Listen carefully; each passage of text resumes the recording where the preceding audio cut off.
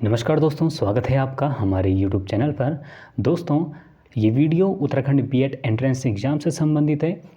आज इस वीडियो में हम हिस्ट्री के महत्वपूर्ण टॉपिक्स से पूछे जाने वाले वन लाइनर क्वेश्चन को देखेंगे। ये सारे क्वेश्चन पहले एग्ज़ाम से पूछे गए क्वेश्चन हैं। सभी क्वेश्चन बहुत महत्वपूर्ण हैं, वन लाइनर के फॉर्म में हैं। तो चलिए आज की वीडियो को शुरू करते हैं। वीडियो में आगे बढ़ने से पहले मैं आपको एक चीज़ और बता दूं। कई स्टूडेंट्स का मुझे मैसेज आया था कि एसएसजी यूनिवर्सिटी और कुमाऊं यूनिवर्सिटी के प्रीवियस पेपर हमें मिल नहीं रहे हैं, या आपने एक ही कॉलेज के पेपर कराए हैं, आपने दूसरे कॉलेज के पेपर नहीं कराए हैं। ऐसा देखिए, 2020 तक एसएसजी यूनिवर्सिटी और कुमाऊं यूनिवर्सिटी, ये दोनों यूनिवर्सिटियाँ एक ही थी। ठीक है, दोनों का एंट्रेंस एग्ज़ाम एक ही हुआ करता था। 2020 के बाद ये दोनों यूनिवर्सिटी अलग अलग हो गई। ठीक है, एसएसजी यूनिवर्सिटी नई यूनिवर्सिटी बनी, जिसके कारण 2021 से एसएसजी यूनिवर्सिटी का बीएड एंट्रेंस अलग होता है, कुमाऊं का अलग होता है। अब 2021 के बाद दोनों के अलग अलग होते हैं। 2021 से पहले तक दोनों के एग्ज़ाम एक ही होते थे। तो आपको जो मैंने पेपर्स में सॉल्व कराए हुए हैं, आप डिस्क्रिप्शन बॉक्स में या फिर इसमें लास्ट में आपको पेपर मिल जाएंगे, मैं इसमें लिंक दे दूंगा। आप उन पेपर्स को देख लीजिएगा। प्रीवियस पेपर देख के ये फ़ायदा होता है, आपको समझ में आ जाता है कि क्वेश्चन किस प्रकार के पूछे जा रहे हैं। ठीक है, किस टॉपिक से पूछे जा रहे हैं, उसी प्रकार के टॉपिक को आप तैयारी भी करेंगे। ठीक है, तो चलिए आज की वीडियो को हम शुरू करते हैं।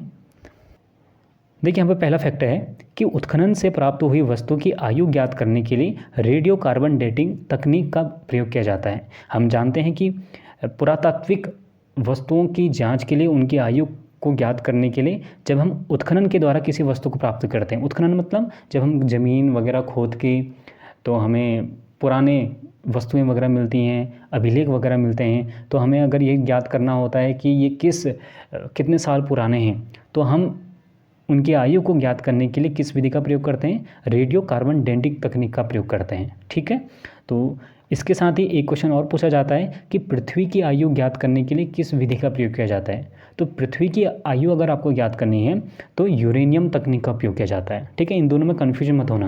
ये एग्ज़ाम के टाइम में कई बच्चे इसको गलत भी करके आते हैं। तब मैंने ये क्वेश्चन यहाँ डाला है कि जब हम उत्खनन के द्वारा किसी वस्तु को निकालेंगे, उस वस्तु की आयु ज्ञात करेंगे, तब हम रेडियो कार्बन डेटिंग तकनीक का प्रयोग करेंगे। ठीक है, और जब हम पृथ्वी की आयु ज्ञात करने की बारी आती है, तब यूरेनियम तकनीक का प्रयोग किया जाता है। ठीक है, देखिए अगला फैक्टर है पुरालेख शास्त्र, जिसे हम एपिग्राफी कहते हैं। ये क्वेश्चन पूछा गया है पहले एग्जाम्स में। ठीक है, देखिए अभिलेख क्या होते हैं? अभिलेख मतलब सैकड़ों हजारों साल पहले पत्थरों में, शिलाओं में या फिर तांबे में लिखे हुए हमें कुछ लेख प्राप्त होते हैं। तो इन्हीं पुराने लेखों को हम क्या कहते हैं? अभिलेख कहते हैं। ठीक है, तो अभिलेखों के अध्ययन को क्या कहा जाता है? तो उसे कहा जाता है पुरालेख शास्त्र। ठीक है, इसे इंग्लिश में कहा जाता है एपिग्राफी। पुरालेख शास्त्र आपको कभी कभी पेपर में नहीं मिल सकता, वो एपिग्राफी को ही हिंदी में लिख देते हैं एपिग्राफी। ठीक है, तो एपिग्राफी आप याद कर लेना। एपिग्राफी किसे कहते हैं? अभिलेखों के अध्ययन को हम एपिग्राफी कहते हैं। और प्राचीन लिपियाँ, जैसे ब्राह्मी लिपि है, खरोष्ठी लिपि है, तो जितनी भी पुरानी लिपियाँ हैं, इन पुरानी लिपियों के अध्ययन को क्या कहते हैं? पैलियोग्राफी कहते हैं। ठीक है, ये क्वेश्चन पूछा जाता है पेपर में। देखिए अगला टॉपिक है सिक्के। देखिए सिक्कों से संबंधित क्वेश्चन आपको बीएड एंट्रेंस में तो मिल ही जाएंगे। इसके साथ ही अगर आप कॉम्पिटिटिव एग्जाम्स की तैयारी करें तो वहाँ भी इससे संबंधित क्वेश्चन पूछे जाते हैं और बहुत बार पूछे गए हैं। तो इसमें जो पहला फैक्टर है कि सिक्कों के अध्ययन को क्या कहा जाता है? इसे कहा जाता है मुद्रा शास्त्र, और इंग्लिश में कहा जाता है न्यूमिस्मैटिक्स से कहा जाता है। पेपर में आपको न्यूमिस्मैटिक्स से दे सकता है। ठीक है, इसी को हिंदी में ट्रांसलेट करके दे देता है न्यूमिस्मैटिक्स। तो इससे भी आप याद कर लेना, और मुद्रा शास्त्र तो खैर आपको याद हो जाएगा। ठीक है, तो सिक्कों के अध्ययन को क्या कहा जाता है? मुद्रा शास्त्र कहा जाता है। एक क्वेश्चन जो यहाँ पूछा जाता है आहत सिक्कों से संबंधित। देखिए भारत में जो प्राचीनतम सिक्के हैं, जो मौर्य वंश से संबंधित सिक्के हैं, क्योंकि मौर्य वंश से हमें सिक्कों के प्रचलन के बारे में हमें पता चलता है, तो मौर्य वंशकालीन सिक्के कह दें या फिर प्रारंभिक सिक्के कह दें, तो प्रारंभिक सिक्कों को कहा जाता था आहत सिक्के। क्या कहा जाता था? आहत सिक्के कहा जाता था। अब ये आहत सिक्के क्या होते हैं?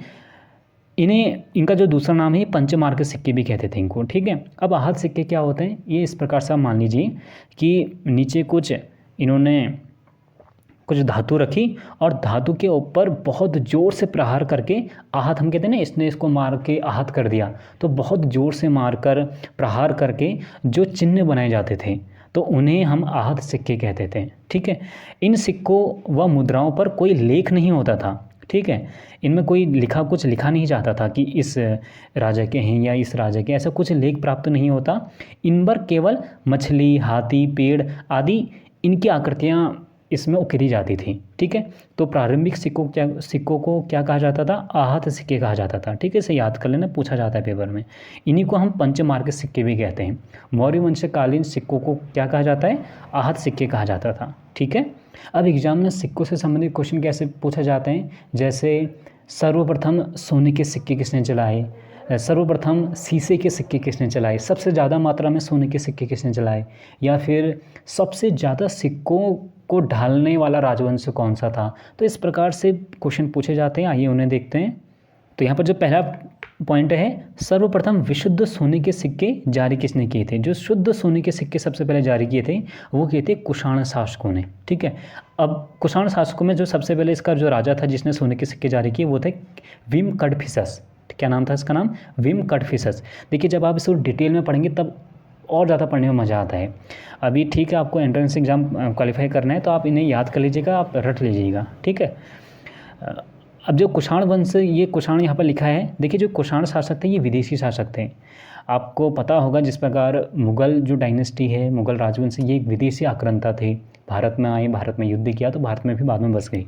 तो इसी प्रकार ये जो कुषाण हैं, शक हैं, हिंद यूनानी, तो ये सब क्या है? ये विदेशी आक्रांता हैं, ये दूसरे देश से भारत में आए हैं, ठीक है।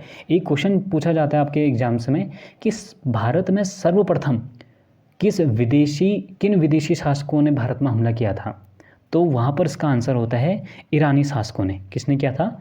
ईरानी शासकों ने किया था। सबसे पहले हमला भारत में किसने किया? विदेशों में, विदेशी शासकों में, तो किया था ईरानी शासकों ने किया था, ठीक है।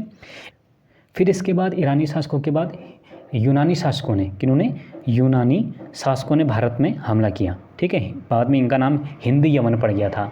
उसके बाद शक शासकों ने भारत में हमला किया था, जिसका आप एक राजा का नाम सुना होगा आपने, रुद्रदामन। उसका एक जूनागढ़ अभिलेख भी मिला है, आगे देखेंगे अभी हम, ठीक है। यूनानी के बाद आए शक के बाद आए कुषाण, ठीक है। शक के बाद वैसे पहलव आए थे बीच में, लेकिन उनका टाइम ज़्यादा नहीं रहा, तो शक के बाद मुख्यतः कुषाण शासकों को माना जाता है, ठीक है। तो कभी पेपर में आ गया कि इनमें से कौन विदेशी आक्रांता थे, तो ऐसे आप याद कर लेना, ठीक है। इसे हम एक ट्रिक से भी याद करते हैं, ISPK। तो सबसे पहले तो ईरानी शासकों ने भारत में हमला किया, लेकिन अगर हम क्रम देखें तो यूनानी, ठीक है, इंडो यूरोपियन कहा जाता है इन्हें, तो यूनानी शासक, इसके बाद आते हैं शक शासक, फिर पी से हो गया पहलव और फिर के से हो गया कुषाण, ठीक है। इसके बाद तो सबसे पहला पॉइंट हो गया कि विशुद्ध सोने के सिक्के किसने जारी किए? कुषाण शासकों ने किए थे। कभी राजा का नाम पूछ लेगा तो विम कडफिसस, ठीक है। और इसको आप ऐसे याद कर लें, देखिए कौसे कुषाण, कौसे कडफिसस, तो इससे भी आपको याद हो जाएगा, ठीक है। वहाँ पर ऑप्शन दिए जाते हैं तो ऑप्शन पहचान में आ जाते हैं। इसके बाद दूसरा पॉइंट है, सर्वाधिक मात्रा में सोने के सिक्के जारी किसने किए? सर्वाधिक मात्रा में सोने के सिक्के जारी किए थे गुप्त शासकों ने। किसने किए थे? गुप्त शासकों ने किए थे। और गुप्त वंश की स्थापना किसने की थी? गुप्त वंश की स्थापना की थी श्रीगुप्त ने, ठीक है। गुप्त वंश का महानतम शासक किसे माना जाता है? समुद्रगुप्त को माना जाता है।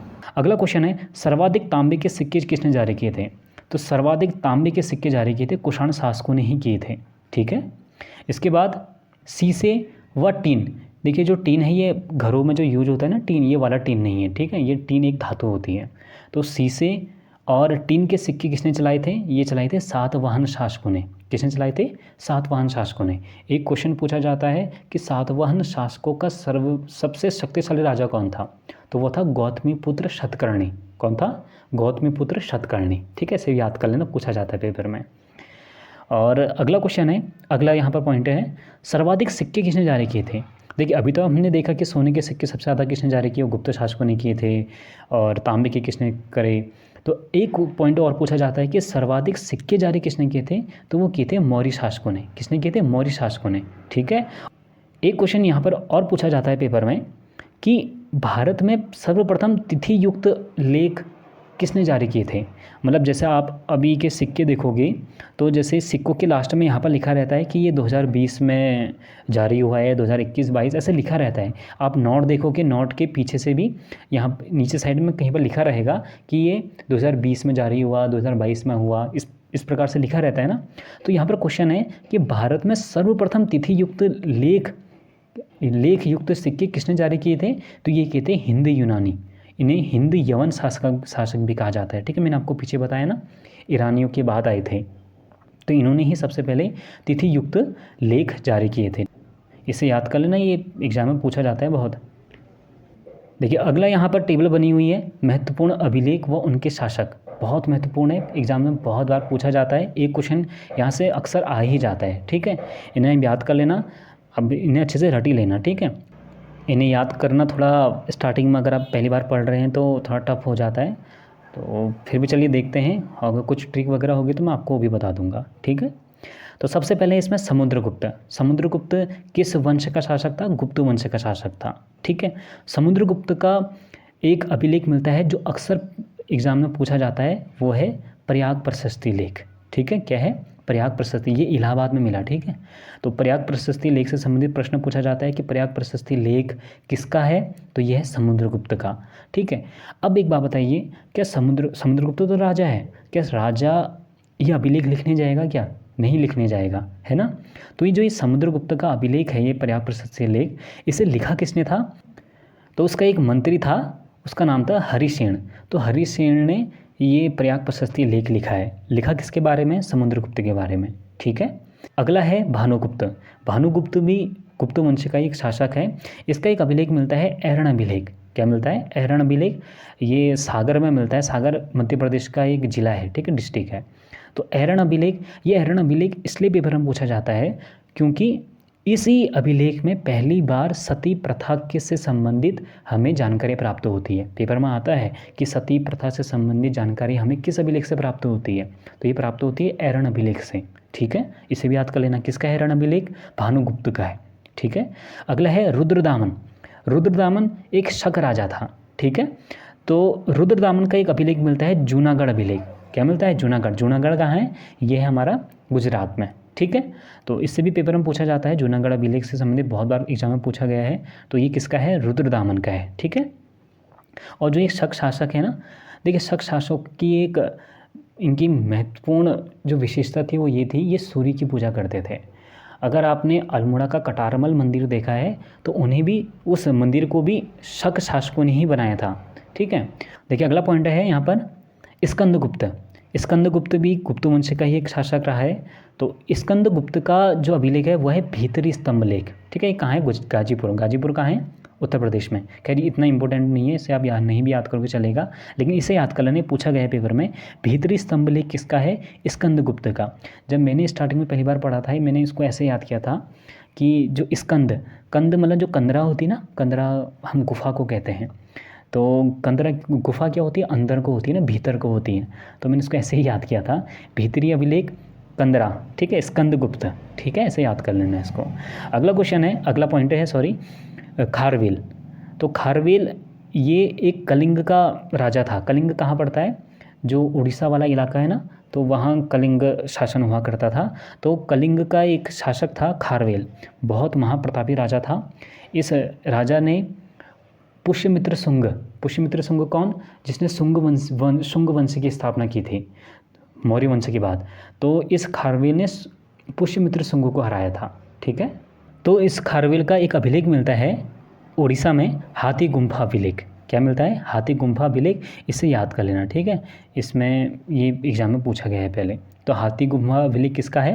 तो ये है खारवेल का है। ठीक है, अगला पॉइंट है यहाँ पर पुलकेशिन द्वितीय, चालुक्य वंश का महाप्रतापी राजा, बहुत प्रतापी राजा था। ये पुलकेशिन द्वितीय ऐसा था, आपने सुना होगा हर्षवर्धन जब राजा बना था ना, तो ये हर्षवर्धन का समकालीन था।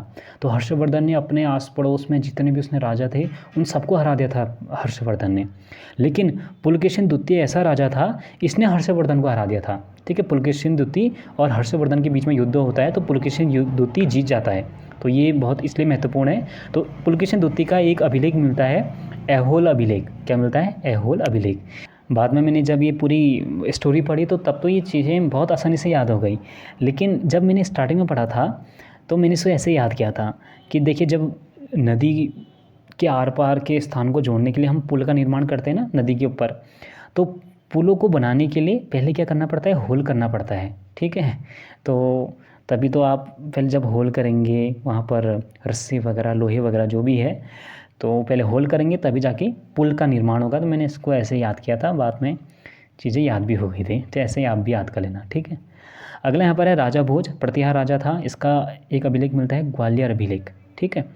तो वैसे इंपॉर्टेंट ज़्यादा नहीं है, फिर भी आप याद कर लेना, ठीक है। विजयसेन देवपाड़ा अभिलेख पेपर में नहीं पूछा जाता है, इसको आप नहीं भी याद करोगे चलेगा। अगला है हर्षवर्धन। हर्षवर्धन के 2 अभिलेख महत्वपूर्ण है, एक है मधुवन और एक बांसखेड़ा। ये बांसखेड़ा पेपर में पहले पूछा गया है, ठीक है। बांसखेड़ा अभिलेख किसका है? हर्षवर्धन का है। अगला यहाँ पर है पॉइंट यशोधर्मन। तो यशोधर्मन एक मालवा नरेश था। मालवा कहाँ पर पड़ता है? ये राजस्थान और मध्य प्रदेश के बीच वाले इलाके में पड़ता है मालवा। तो मालवा का राजा था यशोधर्मन। इसका मंदसौर प्रशस्ति अभिलेख मिलता है, ठीक है। ये भी एग्जाम में पूछा गया है पहले कि मंदसौर अभिलेख किसका था, तो ये था यशोधर्मन का, ठीक है। अगला महत्वपूर्ण है यहाँ पर गौतमी बलश्री। तो जो ये गौतमी बलश्री है ना, अभी मैंने आपको बताया कि सातवाहन वंश का जो सबसे महाप्रतापी राजा था गौतमी पुत्र सतकर्णी, ये उनकी माताजी थी। तो माताजी के नाम पर ही वो राजा का नाम भी गौतमी पुत्र सतकर्णी पड़ा था, ठीक है। तो गौतमी बलश्री का नाम था। इन्होंने ही नासिक अभिलेख का निर्माण किया था और इसी नासिक अभिलेख में गौतमी पुत्र सतकर्णी की विजयों के बारे में लिखा गया है, ठीक है। तो ये भी महत्वपूर्ण है, इसको याद कर लेना। तो एक बार चलिए थोड़ा रिवीजन कर लेते हैं जल्दी जल्दी। समुद्रगुप्त का जो अभिलेख है वो है प्रयाग प्रशस्ति, भानुगुप्त का है ऐरण अभिलेख, रुद्रदामन का है जूनागढ़ अभिलेख, और स्कंदगुप्त भीतरी अभिलेख है, खारवेल का हाथीगुम्फा अभिलेख, पुलकेशिन द्वितीय का ऐहोल अभिलेख, राजा भोज का ग्वालियर अभिलेख, हर्षवर्धन का मधुबन व बांसखेड़ा अभिलेख, यशोधर्मन का मंदसौर अभिलेख और गौतमीपुत्र बलश्री का है नासिक अभिलेख, ठीक है। कुछ अन्य महत्वपूर्ण जानकारी इससे और पूछी जाती हैं, चलो उन्हें भी देख लेते हैं। जैसे यहाँ पर लिखा है सबसे पहला पॉइंट, रुद्रदामन का जूनागढ़ अभिलेख संस्कृत भाषा में जारी प्रथम अभिलेख माना जाता है। कि इसलिए एग्जाम में पूछा जाता है, ठीक है। जो जूनागढ़ अभिलेख है किसका है? रुद्रदामन का है। और इस अभिलेख में संस्कृत भाषा का प्रथम बार प्रयोग किया गया है, ठीक है। तो इससे पहले क्या होता था? इससे पहले प्राकृतिक भाषा का, पाली भाषा का यूज आता था, लेकिन संस्कृत भाषा में जारी होने वाला पहला जो अभिलेख है वो है रुद्रदामन का जूनागढ़ अभिलेख। एग्जाम में अगर कभी पेपर में आ गया आपके कि देवनागरी लिपि में पहला अभिलेख हमें किसका प्राप्त होता है, ये पेपर में आया है पहले, तो वो है जय भट्ट का अभिलेख, ठीक है। किसका है? जय भट्ट का अभिलेख, ठीक है। ये जय भट्ट गुजरात का एक शासक था, तो इसी के अभिलेख में हमें देवनागरी लिपि का प्रथम बार प्रयोग मिलता है, ठीक है। जय भट्ट, इसे याद कर लेना आप। अगला है पुलकेशिन द्वितीय। तो जो पुलकेशिन द्वितीय है इसका ऐहोल अभिलेख, देखिए जब होल करेंगे तभी पुल का निर्माण होगा, तो ऐसे याद कर लेना इसको आप। तो ऐहोल अभिलेख इसका एक दरबारी कवि था। अब राजा तो खुद जाएगा नहीं वहाँ अभिलेख लिखने, तो इसका एक दरबारी कवि था, कवि कीर्ति ने ही इस ऐहोल अभिलेख का निर्माण किया था, ठीक है, रचना की थी। ऐसी एक जो समुद्रगुप्त का प्रयाग प्रशस्ति अभिलेख है जिसको मैंने अभी पीछे बताया, उसका एक मंत्री था संधि विग्रहक। संधि विग्रहक मान लीजिए जो दूसरे राज्यों के साथ संधि वगैरह करता था, एक प्रकार से विदेश मंत्री मान लो, ठीक है। तो वो था हरिशेन। तो हरिशेन ने ही इस प्रयाग प्रशस्ति लेख की रचना की थी, ठीक है। और जो ये अभिलेख था ये किसका था? समुद्रगुप्त का था, ठीक है। अगला है भानुगुप्त का ऐरण अभिलेख। अभी मैंने आपको पीछे बताया, ये सर्वप्रथम सती प्रथा के बारे में हमें बताता है, ठीक है। भानुगुप्त के ऐरण अभिलेख में सर्वप्रथम सती प्रथा का लिखित साक्ष्य प्राप्त होता है। अगला है स्कंदगुप्त का भीतरी अभिलेख, ठीक है। कंदरा होती है, अंदर को होती है, भीतर को होती है, तो ऐसे याद कर लेना। तो स्कंदगुप्त का भीतरी अभिलेख, इसमें हमें हूणों का आक्रमण के बारे में जानकारी मिलती है। हूण कौन थे? एक प्रकार से मानो चाइनीज़, ठीक है, जो चीन में रहने वाली प्रजाति थी उन्हें हूण कहा जाता था। तो इन हूणों का भारत में आक्रमण होता है, इसकी जानकारी हमें मिलती है भीतरी अभिलेख से, ठीक है। इसके अलावा एक बार पेपर में ये क्वेश्चन और पूछा था कि निम्न में से हूणों के आक्रमण की जानकारी निम्न में से किस ग्रंथ से प्राप्त होती है? तो गार्गी संहिता। तो गार्गी संहिता से भी हमें हूणों के आक्रमण की जानकारी प्राप्त होती है, इसे भी याद कर लेना, ठीक है। देखिए अगले यहाँ पर जो महत्वपूर्ण टेबल बनी हुई है, प्रमुख साहित्यिक रचनाएं। देखिए ये प्रमुख साहित्यिक रचनाओं से संबंधित क्वेश्चन पूछा ही जाता है, हमेशा पूछा जाता है, ठीक है। एक ना एक क्वेश्चन इससे पूछा ही जाएगा। और आज की जो ये वीडियो मैंने आपको दी है, देखिएगा आपके लिए बहुत बहुत फ़ायदेमंद साबित होगी, ठीक है। तो इन्हें आप याद कर लीजिएगा। इसमें चलिए देखते हैं। सबसे पहले देखिए, इसमें सबसे पहला है अष्टाध्यायी। अष्टाध्यायी एक व्याकरण ग्रंथ है। इसकी जो रचना की थी वो की थी पाणिनि ने। ठीक है, ये महत्वपूर्ण है, एग्जाम में पूछा जाता है। पाणिनि ने, पाणि की रचना का नाम बहुत बार पूछा गया है, तो यह है अष्टाध्यायी, से याद कर लेना। ठीक है, दूसरा है कथा सरित सागर। पूछा गया है पहले भी एग्जाम में। कथा सरित सागर की रचना किसने की थी? सोमदेव ने की थी। इसमें हमें मौर्य काल से संबंधित विषय में जानकारी प्राप्त होती है। आप इस साइड का अगर याद नहीं भी रखोगे कोई बात नहीं, अभी वैसे समझ लीजिए, लेकिन रचना और रचनाकार तो अच्छे से याद कर लेना। अगला है महाभाष्य। महाभाष्य की रचना की थी पतंजलि ने। बाबा रामदेव जी की जो संस्था है पतंजलि योगपीठ, वो इन्हीं के नाम पर है। ठीक है, योग के प्रवर्तक माने जाते हैं। तो पतंजलि, इनकी जो रचना है वो है महाभाष्य, इसे याद कर लें, बहुत महत्वपूर्ण है। और जो पतंजलि थे ना, ये पुष्यमित्र शुंग के जो एक राजपुरोहित होते हैं ना, तो ये पुष्यमित्र शुंग के राजपुरोहित थे, इसे भी आप याद कर लेना। ठीक है, तो पतंजलि ने किसकी रचना की थी? महाभाष्य की थी। ठीक है, इसका नाम ही महाभाष्य है। अगला है वृहत कथा मंजरी। वृहत कथा मंजरी की रचना की थी क्षेमेंद्र ने। किसने की थी? क्षेमेंद्र ने की थी वृहत कथा मंजरी। इसमें हमें मौर्य काल से संबंधित जानकारी प्राप्त होती है। नहीं याद नहीं भी करोगे चलेगा, लेकिन इसे याद कर लेना, क्षेमेंद्र की रचना का नाम वृहत कथा मंजरी। ठीक है, अगला है अर्थशास्त्र। बहुत बार आपने सुना होगा। अर्थशास्त्र की रचना किसने की थी? चाणक्य ने की थी। चाणक्य का ही दूसरा नाम कौटिल्य भी है। ठीक है, अभी अर्थशास्त्र रुपये से संबंधित नहीं है। ठीक है, ये राजनीति से संबंधित है। तो अर्थशास्त्र की रचना किसने की थी? कौटिल्य, चाणक्य ने की थी। अगला है नीति शास्त्र। अभी जो नीति शास्त्र, जैसे अर्थशास्त्र के बारे में, अर्थशास्त्र से हमें मौर्य काल के राजनीति के बारे में पता चलता है, नीति शास्त्र से हमें गुप्त काल के राजनीति के बारे में पता चलता है। तो नीति शास्त्र की रचना किसने की? नीति शास्त्र की रचना की थी कामंदक ने। किसने की थी? कामंदक ने की थी नीति शास्त्र की रचना। ठीक है, अगला है मालविकाग्निमित्रम। मालविकाग्निमित्रम की रचना की थी कालिदास ने। आपने कालिदास के बहुत सारे ग्रंथ सुने होंगे, जैसे अभिज्ञान शाकुंतलम, मेघदूत। ठीक है, ऐसे ही एक है मालविकाग्निमित्र।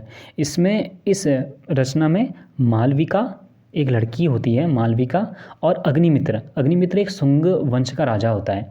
इन दोनों की प्रेम संबंधी कथा इसमें लिखी हुई है। ठीक है, मालविकाग्निमित्रम में।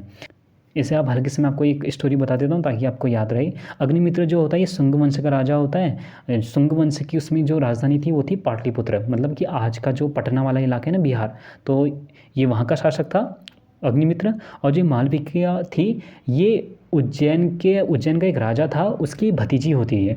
तो अग्निमित्र उज्जैन में आक्रमण करता है और जो उज्जैन का राजा होता है वो अग्निमित्र को जेल के अंदर डाल देता है। तो उन दोनों के बीच फिर मालविका और अग्निमित्र दोनों मिलते हैं, इनके बीच में प्रेम होता है। इस टाइप से कुछ एक कहानी है, तो इससे आपको याद हो जाएगा। तो मालविका अग्निमित्र किसकी रचना है? कालिदास की रचना है। ठीक है, अगला है मृच्छकटिकम। पूछा गया है एग्जाम में पहले बहुत बार ये। ठीक है, मृच्छकटिकम किसकी रचना है? शूद्रक की रचना है। ठीक है, गुप्त काल के समाज के बारे में हमें पता चलता है। याद नहीं भी करोगे कोई बात नहीं, लेकिन इसे याद कर लेना, मृच्छकटिकम किसकी रचना है? शूद्रक की है। ठीक है, ये बहुत महत्वपूर्ण है। ये महत्वपूर्ण फैक्ट्स मैं आपके लिए लेके आया हूँ। एग्जाम में ऐसे ही प्रश्न पूछे जाते हैं। ठीक है, याद कर लेना इन्हें। देखिए, अगला है हर्षचरित। हर्षचरित किसकी रचना है? बाणभट्ट की रचना है। आपने बहुत बार सुना होगा। इसमें हर्ष की उपलब्धि का वर्णन मिलता है। तो हर्षचरित की रचना किसने की थी? बाणभट्ट ने की थी। ठीक है, देखिए अगला है रामचरित्र। तो रामचरित की रचना की थी संध्याकर नंदी। ये यूपीएससी के एग्जाम में पूछा गया था पहले एक बार। ये रामचरित में जो राम लिखा है ना, ये बंगाल का एक शासक था रामपाल, तो इसी के जीवन कथा पर आधारित है ये रामचरित। इसकी रचना किसने की? संध्याकर नंदी ने की थी। ठीक है, इसे याद कर लेना। अगला है पृथ्वीराज रासो। ये आपने सुना होगा बहुत बार। हिंदी का प्रथम महाकाव्य माना जाता है पृथ्वीराज रासो को। ये हिंदी के लिहाज से बहुत महत्वपूर्ण है। रचना की थी चंद्रबरदाई ने। ठीक है, इसमें पृथ्वीराज चौहान की उपलब्धियों का वर्णन मिलता है। पृथ्वीराज रासो रचना किसने की? चंद्रबरदाई ने। ठीक है, अगला है बहुत महत्वपूर्ण राजतरंगिणी। कश्मीर के इतिहास की जानकारी हमें किस ग्रंथ से प्राप्त होती है? राजतरंगिणी से। रचना किसने की? कल्हण ने की थी। ठीक है, इसमें लिखा भी है कश्मीर के राजवंशों की क्रमबद्ध जानकारी हमें प्राप्त होती है। ठीक है, तो इसे भी आप याद कर लेना। तो देखिए कुछ महत्वपूर्ण भाई ने रिवाइज कर लेते हैं। अष्टाध्यायी की रचना किसने की थी? पाणिनि ने की थी। कथा सरिसागर सोमदेव। अगला है महाभाष्य पतंजलि। अगला है वृहत कथा मंजरी क्षेमेंद्र ने इसकी रचना की थी। अगला है अर्थशास्त्र की रचना किसने की? कौटिल्य ने की थी। नीति शास्त्र की रचना किसने की? कामंदक ने की थी। मालविकाग्निमित्र की रचना किसने की? कालिदास ने की थी। मृच्छकटिकम की रचना किसने की थी? शूद्रक ने की थी। ठीक है, शूद्रक मृच्छकटिकम। अगला है हर्षचरित। हर्षचरित की रचना की थी बाणभट्ट ने की थी। ठीक है।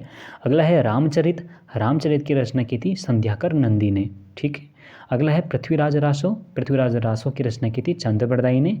और लास्ट है राजतरंगिणी। राजतरंगिणी की रचना की थी कल्हण ने। ठीक है। एक क्वेश्चन और पूछा जाता है, साथ में भी याद आ गया मुझे, विशाख दत्त से संबंधित पूछा जाता है। इनकी 2 महत्वपूर्ण रचनाएं हैं, इन्हें आप याद कर लेना। एक है मुद्रा राक्षस, आपने सुना होगा मुद्रा राक्षस की रचना किसने की? विशाख दत्त ने की थी, मुद्रा राक्षस। ठीक है। और दूसरी रचना इनकी है देवी चंद्रगुप्तम। देवी चंद्रगुप्तम। ठीक है। तो देवी चंद्रगुप्तम भी किसने लिखी? ये भी विशाख दत्त ने लिखी थी। ठीक है। एक है मुद्रा राक्षस और दूसरी है देवी चंद्रगुप्तम। इन्हें भी आप याद कर लेना। ठीक है। तो दोस्तों ये थे आज के कुछ महत्वपूर्ण फैक्ट्स। आशा करता हूँ कि ये वीडियो आपको अच्छी लगी होगी, आपने कुछ नया सीखा होगा, और अपने दोस्तों के बीच इस वीडियो को जरूर शेयर कर लीजिएगा। और साथ में अगर आपका कोई क्वेश्चन हो तो आप कमेंट बॉक्स में पूछ सकते हैं। आप मुझसे टेलीग्राम ग्रुप के द्वारा भी जुड़ सकते हैं। टेलीग्राम ग्रुप का लिंक मैं डिस्क्रिप्शन बॉक्स में मैंने दिया हुआ है। और साथ में मैंने प्रीवियस ईयर पेपर से संबंधित क्वेश्चन भी सॉल्व कराए हुए हैं। आप उन पेपर्स को भी जरूर देख लीजिएगा, उन वीडियोज़ को जरूर देख लीजिएगा। ठीक है। तो चलिए दोस्तों, आज के लिए बस इतना ही। हमसे जुड़ने के लिए थैंक यू सो मच।